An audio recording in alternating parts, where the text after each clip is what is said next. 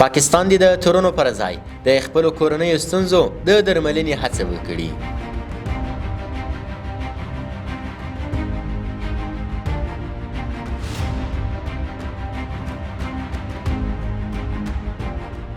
د استانبول د خبرو اترو په بهیر کې د افغانستان پلاوی خپلې نظریه او وړاندیزونه د منځګړیتوب له لارې وړاندې کړل، خو د پاکستان پلاوی داسې غوښتنې مطرح کړې چې نه یوازې له اصلي موضوع سره تړاو نه درلود، بلکې په ښکاره ډول یې د افغانستان له مسلو سره هیڅ تړاو نه درلود. دغو غوښتنو د دواړو لورو ترمنځ د باور فضا کمزورې کړه او د افغانستان او پاکستان د امنیت د رښتینو حل لارې موندل یې لا پیچلي کړل.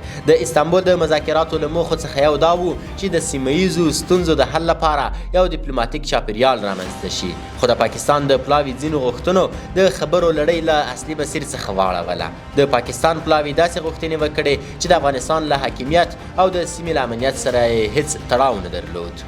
له افغان پلاوی څخه غوښتنه وشوه چې په پاکستان کې دي نور د ناامنۍ پیښې نه رامنځته کیږي. دا غوښتنه له منطقي پلوه ناسمه ده، ځکه ناامني په پاکستان کې اوږد تاریخ لري او دا ستونزه د بل هیواد له لوري په اسانۍ نشي حل کېدی. بله غوښتنه دا وه چې د پاکستان د مخالفو وسلوالو ډلو لکه د پاکستان د طالبانو تحریک انتقال افغانستان ته وشي. له منطقي او عملي اړخه دا غوښتنه ناشونې ده، ځکه دا موضوع نه له افغانستان سره تړاو لري او نه د دې لارې د پاکستان ثبات تضمینېږي.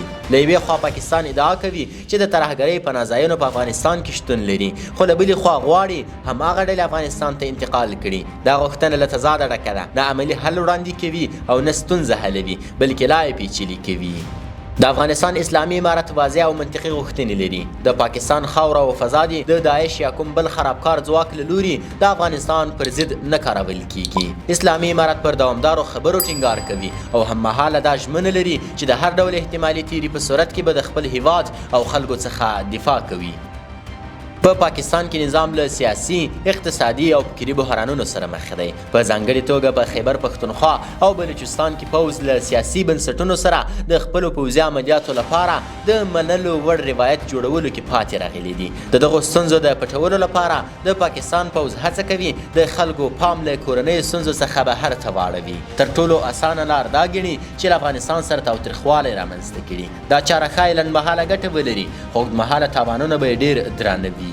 د پاکستان پلاوي ته پکار وو چې د خبرو پر میز یې اصلي او منطقي غوښتنې وړاندې کړي وای او له هغو موضوعاتو څخه یې ډډه کړې وای چې نه یې کومه ستونزه حلوله او نه یې د خبرو فضا رغوله. بیا هم اسلامي امارت په دقیق او مسلکي تحلیل سره د خبرو لپاره چمتو دی، خو هممهاله د خپل هیواد او خلکو د دفاع لپاره بشپړ تیاري لري. که پاکستان د سیمه ییز ثبات ارزښت پیژني نو باید د خپلو کورنیو ستونزو، د وسلوالو ډلو د سرچینو او د هغوی د حل د عملي لارو په اړه غور وکړي، نه دا چې خپله مسؤلیتونه پر افغانستان واچوي. په پای کې که د افغانستان او پاکستان ترمنځ تاوتریخوالی دوام ومومي نو درنې پایلې به ولري. د دواړو هیوادونو او د ټولې سیمې لپاره د واقعي ثبات د ترلاسه کولو لپاره باید داسې لارې ولټول شي چې پر شواهدو، متقابل همکاریو او د کورنیو ستونزو پر حل ولاړې وي، نه پر بې اساسه تورونو.